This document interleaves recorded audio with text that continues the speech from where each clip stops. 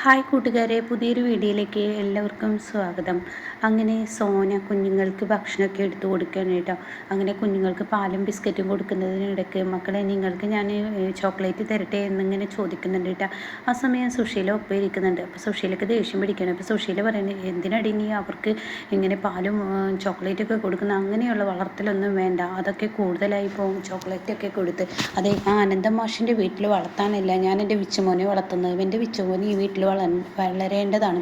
അതുകൊണ്ട് തന്നെ പാല് മാത്രം കൊടുത്താൽ മതി, അതുകൊണ്ട് ചോക്ലേറ്റും ബിസ്ക്കറ്റും അങ്ങനെയുള്ളതൊന്നും കൊടുത്ത് പഠിക്കണ്ട എന്നിങ്ങനെ പറയുന്നുണ്ട് കേട്ടോ. അത് കേൾക്കുന്ന സോന വല്ലാത്തൊരു കഷ്ടമുണ്ട്. ഈ അമ്മയുടെ സ്വഭാവം എന്തൊരു കഷ്ടമാണ്. ചെറിയ കുഞ്ഞുങ്ങളോട് പോലും ഇങ്ങനെയൊന്നും കാണിക്കില്ല അമ്മേ, ഇവർ വിശന്ന് നിൽക്കുകയാണ്, അവരെന്തെങ്കിലും കഴിക്കുന്നെങ്കിൽ കഴിച്ചോട്ടെ എന്നൊക്കെ പറയുമ്പോൾ ഇല്ല, വേണ്ടെന്ന് പറഞ്ഞാൽ വേണ്ട എന്ന് പറയും കേട്ടോ. അപ്പോൾ അത് കേട്ടിട്ട് അങ്ങോട്ടേക്ക് സത്യം കടന്നു വരിക. അമ്മക്ക് എന്തിൻ്റെ എന്തിനാ അമ്മ ഇങ്ങനെ കിടന്ന് ഓരോന്ന് കാട്ടിക്കൂട്ടുന്നു എന്ന് പറയുമ്പോൾ, എടാ ആ അനന്തമാഷുണ്ടല്ലോ, ആ അനന്തമാഷിൻ്റെ വീട്ടിൽ അങ്ങനെ വലിയ ലെവലിലൊക്കെ വളർന്നിട്ടുണ്ടാവും, എന്നാൽ ഇവിടെ എങ്ങനെ വേണ്ട, ഇവൻ എവിടെ വളരാനുള്ളത് എന്നൊക്കെ ഇങ്ങനെ പറയുന്നുണ്ട് കേട്ടോ. ഈ കുഞ്ഞുങ്ങളെ ഇങ്ങനെയൊക്കെ പറഞ്ഞ് പേടിപ്പെടുത്തുന്ന എന്തിനാ എന്ന് പറഞ്ഞിട്ട് ദേഷ്യം പിടിക്കുകയാണ് കേട്ടോ ഈ പറയുന്ന സത്യന്. എന്ത് പറഞ്ഞിട്ട് എന്താ, സുശീല തന്നെയല്ലേ തനിക്ക് പറയാനുള്ളത്, എവിടെയും എപ്പോഴും വിളിച്ചു പറയുന്ന ആ സ്വഭാവക്കാരിയാണല്ലോ സുശീല. ഇതേ സമയം ഇതെല്ലാം കേട്ടിട്ട് മക്കൾക്ക് അവിടെ ഇരിക്കാൻ പറ്റില്ലെന്ന് മനസ്സിലാക്കിയ ഉടൻ തന്നെ സത്യനോ, മക്കളെ നിങ്ങൾ അപ്പുറത്ത് പോയിരുന്ന് കളിച്ചോ എന്ന് പറഞ്ഞിട്ട് സോന പറഞ്ഞു വിടുകയാണ് കേട്ടോ. അപ്പോൾ സുശീല ചോദിക്കുകയാണ്, അല്ല ഈ അനന്തമാഷിൻ്റെ വിവരം എന്താടാ, ഇന്ദ്രനെ വിളിച്ചോ? ഇന്ദ്രനെ വിളിച്ച് നോക്കി, പക്ഷേ ഇന്ദ്രനെ വിളിച്ച് നോക്കിയിട്ട് ഇന്ദ്രേട്ടൻ വിളിക്കുന്നൊന്നും കണ്ടില്ല, തിരിച്ച് വിളിക്കുമായിരിക്കും. അപ്പോൾ അനന്തമാഷിന് കാര്യമായിട്ടുള്ള എന്തോ കുഴപ്പമുണ്ട്. അപ്പോൾ സത്യം പറയണ ഒരു കുഴപ്പമില്ല, അനന്തമാഷ് പഴയതുപോലെ തന്നെ തിരിച്ചു വരും, അത് വരുന്നത് കാണാം എന്നൊക്കെ ഇങ്ങനെ പറയുമ്പോൾ, നമുക്ക് കാണാം എന്ന് സുശീല പറയുകയാണ് കേട്ടോ. അതേസമയം സോന വല്ലാത്തൊരു കഷ്ടമുണ്ട് എന്നുള്ള ലെവലിൽ കേട്ടോ നിൽക്കുകയാണ്. ഇതേ സമയം ഇന്ദ്രൻ പറയണേ, എല്ലാവരും ഇനി ഇവിടെ നിൽക്കണ്ട, രഘുവോ അമ്പിളിയോ അങ്ങനെ എല്ലാവരും പോയിക്കോളൂ എന്ന് ഇന്ദ്രൻ പറയാണ് കേട്ടോ. ഞാൻ മാത്രം ഇവിടെ നിന്നോളാം എന്ന് പറയണേ. അത് കേട്ടോടെ തന്നെ, ഇല്ല ഞാൻ പോവില്ല എന്ന് അമ്പിളി പറയണേ. ഞാനിവിടെ തന്നെ നിൽക്കും, എൻ്റെ അച്ഛൻ കണ്ണ് തുറക്കാതെ ഇനി ഞാൻ എങ്ങോട്ടേക്കും പോകത്തില്ല എന്ന് പറയണേ കേട്ടോ. അപ്പോൾ ഈ സമയം രഘു പറയണേ, ഞാനും എങ്ങോട്ടേക്കില്ല, ഞാനും ഇവിടെ തന്നെ നിൽക്കത്തുള്ളൂ എന്ന് പറയണേ. ഈ സമയം ദാസ് പറയണേ, ശരി എന്നാൽ അനു പോവാൻ നോക്ക്. അപ്പോൾ അനു പറയണേ, ഇല്ല ഞാൻ പോകുന്നില്ല, ഞാനിവിടെ നിന്നാൽ എന്താ കുഴപ്പം, ഭാനുമ്മ കുഞ്ഞുങ്ങളെ നോക്കിക്കോട്ടെ. അത് കേട്ടോടെ തന്നെ ദാസ് പറയണേ, അവരൊരു വയസ്സായ സ്ത്രീയാണ്, അവരെ കുഞ്ഞുങ്ങളൊന്നും നോക്കാൻ ഏൽപ്പിക്കാൻ പറ്റില്ല അനു, ഇനി എന്തായാലും അപ്പോഴേക്കും അമ്പിളി പറയണേ, ശരിയാണ്, ഇനി മക്കളെ വീട്ടിലോട്ട് കൊണ്ടുവന്ന് ഇനി അവരെ നോക്കാനു, അപ്പോൾ എന്തായാലും കുഞ്ഞുങ്ങളെ ഭാനുമ്മയെ ഏൽപ്പിക്കാനൊന്നും പറ്റത്തില്ല, എനിക്കാണെങ്കിലോ മനസ്സമാധാനമൊന്നും ഉണ്ടാവില്ല എന്ന് പറയുമ്പോൾ, നാളെ ഞാൻ വരാമെന്നാ, എനിക്ക് കൊടുക്കാനുള്ള ഡ്രസ്സൊക്കെ എടുത്തോളൂ കേട്ടോ എന്നിങ്ങനെ പറയുന്നുണ്ട്. ആ സമയം പറയാണ്, എന്തായാലും നാളെ ചേച്ചി അങ്ങോട്ടേക്ക് പോവില്ലേ? ഇല്ല ഞാനും നാളെയും പോവില്ല.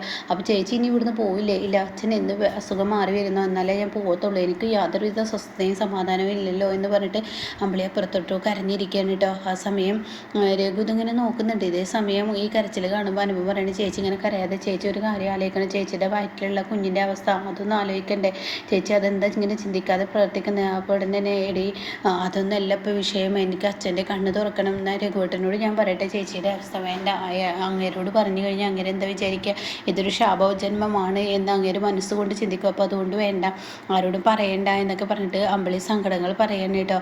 എന്നാൽ ഈ സമയം പോവാൻ നോക്കിയെന്ന് പറഞ്ഞു വിടുകയാണ്. അപ്പോൾ ഇന്ദ്രൻ പറയുന്നുണ്ട്, കണ്ണ് തുറന്ന് ഒന്ന് വിളിക്കണേ, കുഴപ്പമൊന്നുമില്ല, എന്തെങ്കിലും കുഴപ്പമൊന്നുണ്ടെങ്കിൽ അപ്പോൾ ഞങ്ങളെ വിവരം അറിയിക്കണേ എന്നൊക്കെ പറയാം കേട്ടോ. പിന്നീട് ഭാനുമ കുഞ്ഞുങ്ങളെ ഇങ്ങനെ കളിപ്പിക്കുകയാണ്.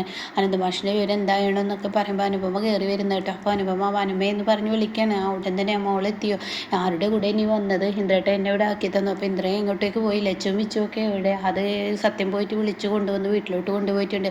അവരെ എടുക്കാനും കടയിലോട്ട് പോകാനും അതിനൊക്കെയാണ് പോയിരിക്കുന്നത്. ഇനി അവരെ എടുത്ത് ഇന്ദ്രേട്ടൻ വീട്ടിലോട്ട് വരിക എന്ന് പറയണേ. എന്നിട്ട് മോളെ അച്ഛൻ്റെ അവസ്ഥ എന്താണെന്ന് ചോദിക്കുമ്പോൾ, കുഴപ്പമൊന്നുമില്ല, ഐസിയുവിലാണ്, ഒന്നും പറയാനായിട്ടില്ല എന്നിങ്ങനെ പറയാൻ കേട്ടോ. എന്തായാലും അമ്പിളി ചേച്ചിയുടെ കാര്യം പറയാനില്ല എന്നിങ്ങനെ അനുഭവം പറയണേ. അമ്പിളി ചേച്ചിയുടെ കാര്യം കേൾക്കുമ്പോൾ വലിയ വിഷമം തോന്നുന്നു. അമ്പിളി ചേച്ചി പൊട്ടിക്കരയാണ്.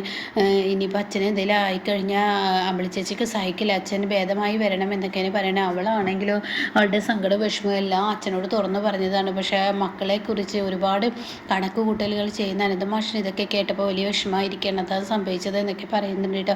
ഈ സമയം വളരെ ഇരിക്കുന്നു, ഞാനൊരു ചായ ഇടാൻ കുഞ്ഞുങ്ങളുടെ അടുത്ത് പോവുകയാണെങ്കിൽ എന്നെ എനിക്ക് ചായ ഒന്നും വേണ്ട, ഞാൻ എന്തായാലും ഇനി കുളിച്ചിട്ടൊക്കെ അതിലെ കുഞ്ഞുങ്ങളെ തൊടുക പോലും ചെയ്യാത്ത ഞാൻ കുളിച്ച് ഫ്രഷായി വരാമെന്ന് പറയണത്. പിന്നീട് ഇന്ദ്രൻ വീട്ടിലെത്താണ്.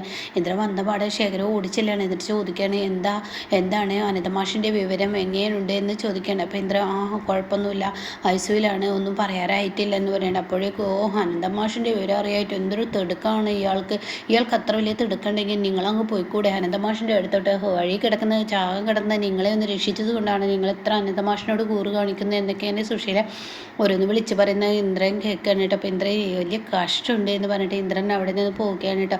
പിന്നീട് ഈ ശേഖരനോട് പറയണേ, തനിക്ക് എത്ര സ്നേഹമുണ്ടെങ്കിൽ താനങ്ങ് പോയോക്കി, വിവരം അറിഞ്ഞോടോ, എന്തിനാടോ താൻ ഇവിടെ ഇങ്ങനെ നിൽക്കുന്നത്, എൻ്റെ മക്കളോട് മിണ്ടുന്നതും പിടിക്കുന്നതും എനിക്ക് അത്ര ഇഷ്ടമല്ല എന്നൊക്കെ സുശീല പറയുന്നുണ്ട് കേട്ടോ. ഈ സമയം സോന കുഞ്ഞുങ്ങളെ സത്യനും കൂടി ചിത്രമൊക്കെ ഇങ്ങനെ വരപ്പിക്കുകയാണ്. അപ്പോൾ അങ്ങോട്ടേക്ക് ചെല്ലുകയാണ്. അപ്പോൾ ഉടൻ തന്നെ മക്കളെ നമുക്ക് പോവാം. അപ്പോൾ സോന പറയണത്, വേണ്ട ഇന്ദ്രേട്ടാ, കുഞ്ഞുങ്ങൾ ഇവിടെ നിന്നോട്ടെ എന്ന് പറയണത്. അത് കേൾക്കുന്ന സുശീല പറയണത്, എന്താടി നിനക്ക് ഭ്രാന്തായി, നിൻ്റെ കുഞ്ഞിനെ ഒന്നുപോലും നോക്കാൻ വയ്യാത്ത നീ രണ്ട് മക്കളെ എങ്ങനെ നോക്കാനാണ്, എന്ത് സ്വഭാവമാണ് നിൻ്റെ എന്നൊക്കെ ഇങ്ങനെ സുശീല പറയണ. ആ സമയം പറയാം, എൻ്റെ കുഞ്ഞുങ്ങളെ നോക്കാൻ വയ്യാത്തത് പോലെയല്ലല്ലോ ഇപ്പോൾ ഈ ഒരു സാഹചര്യം, ഒരു ഹോസ്പിറ്റൽ കേസൊക്കെ വന്ന ആരുടെ കുഞ്ഞിനെയും നോക്കണം അമ്മേ, അങ്ങനെയല്ലേ എന്നൊക്കെ പറയുമ്പോൾ ഇന്ദ്രൻ പറയണത്, ഇതിൻ്റെ പേരിൽ ഒരു സംസാരം വേണ്ട, ഞാൻ കുഞ്ഞുങ്ങളെ കൊണ്ടുപോകും, പിന്നെ വെറുതെ സംസാരിക്കാൻ നിൽക്കേണ്ടതെന്ന് പറയുന്നത്. ഇതൊക്കെ കേട്ട് സത്യന് എന്താണ് പറയേണ്ടതെന്ന് അറിയില്ല. അങ്ങനെ ഇന്ദ്രട്ടാ ഇവിടെ നിർത്തിക്കോ എന്ന് സത്യം പറയുന്നിട്ട്, ഇല്ല വേണ്ട, ആർക്കും ഒരു ബുദ്ധിമുട്ടാവാൻ നിൽക്കുന്നില്ല, അല്ല ഇന്ദ്രേട്ടൻ്റെ നെട്ടോട്ടം കാണുന്നത് കൊണ്ടാണ് ഞാൻ പറഞ്ഞതെന്ന് സോന പറയുന്നുണ്ട് കേട്ടോ. ഈ സമയം സുശീലയുടെ മുന്നിലൂടെ കുഞ്ഞുങ്ങളെ ഇന്ദ്രൻ കൊണ്ടുപോവാണ് കേട്ടോ. പിന്നീട് സത്യം കയറ്റി തുറക്കുന്നു, അടക്കുന്നു ഒക്കെ ചെയ്യുന്നുണ്ട്. പിന്നീട് സത്യനാണെങ്കിൽ സുശീല ഒരൊറ്റ നോട്ടം, ആ നോട്ടത്തോടു കൂടി സുശീല ഇങ്ങനെ നിന്ന് പരങ്ങാണ്. ഇതേ സമയം ശേഖരൻ അവിടെ വളരെ വിഷമത്തോടു കൂടി കിടക്കുന്നുണ്ട് കേട്ടോ. എന്നാൽ ഈ സമയം വിനയനെയാണ് കാണിക്കുന്നത്. വിനയൻ തൻ്റെ വീട്ടിലോട്ട് കയറി വന്ന പാടെ തൻ്റെ അമ്മയോടും അമ്മാവനോടും പറയാണ്, അതെ ഒരു പ്രശ്നമുണ്ടല്ലോ. എന്ത് പ്രശ്നമാടാ?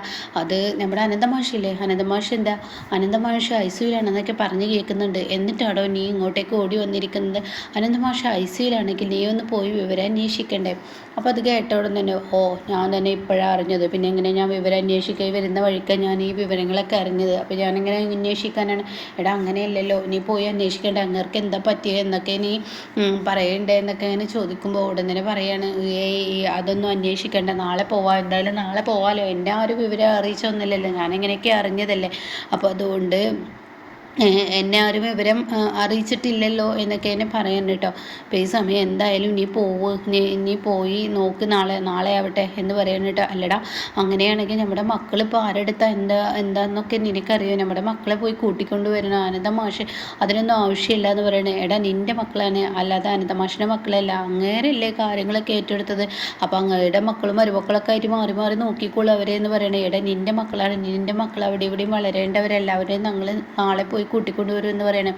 അപ്പോൾ തന്നെ ഇവിടെ വിനയം പറയുന്നത്, അതിനൊന്നും ആവശ്യമില്ല, ഞാൻ പോയിക്കോളാം, നിങ്ങൾ ഇവിടെ തന്നെ നിന്നോളൂ, എന്തായാലും കുഞ്ഞുങ്ങളെ കൊണ്ടുവന്നോ, ഞാൻ പോയി കൊണ്ടുവന്നോളാം എന്നൊക്കെ പറഞ്ഞിട്ട് വാതിലടക്കുന്ന സമയത്ത് എനിക്ക് തോന്നി ഇതെല്ലാം നല്ല ഒരു കാര്യത്തിന് വേണ്ടി, ഇതെല്ലാം ശുഭമാവാനാണ്. അത് കേട്ട ഉടനെ എന്താ എന്ന് ലതികയിൽ ലംബോദരം നോക്കുമ്പോൾ ഉടൻ തന്നെ പറയണേ, അനന്തമാഷിന് ഇനിയിപ്പോൾ എന്തെങ്കിലും സംഭവിച്ചു കഴിഞ്ഞാൽ തീർച്ചയായും ചീരു നാട്ടിലോട്ടെത്തും, അതോടുകൂടി എൻ്റെ ജീവിതം പച്ചപിടിക്കും, അത് ഉറപ്പുള്ള കാര്യമാണ് എന്നൊക്കെ ഞാൻ പറയട്ടെ. ഇത് കേൾക്കുന്ന ലതികക്കും ലംബോദരന് അറപ്പ് തോന്നുന്നുണ്ട്, എന്തൊരു വൃത്തികെട്ടവനാണ് എന്നുള്ള ലെവലിൽ നിൽക്കുന്നുണ്ട് കേട്ടോ. പിന്നീട് ഇതിനിടയ്ക്ക് സുശീല പറയുന്നുണ്ട്, ഒരു ദിവസം മുഴുവൻ ഐസിയുവിനുള്ളിൽ ബോധമില്ലാതെ കിടന്നെങ്കിൽ പിറ്റേ ദിവസം മരണം തന്നെ എന്ന് സുശീലയും പറയുന്നുണ്ട് കേട്ടോ. അപ്പോൾ ഇങ്ങനെയൊക്കെയുള്ള ഒരു എപ്പിസോഡാണ് ഇപ്പോൾ ലാസ്റ്റ് വന്നിരിക്കുന്നത്.